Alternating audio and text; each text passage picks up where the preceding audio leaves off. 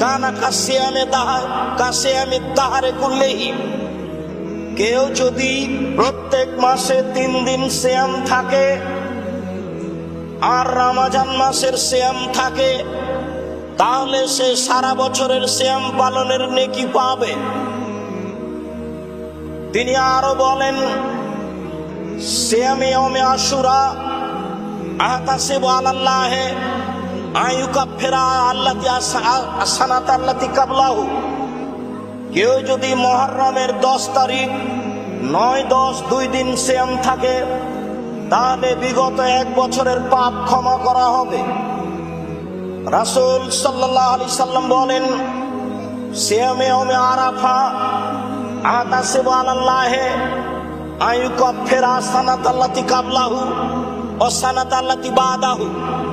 কেউ যদি আরাফার দিন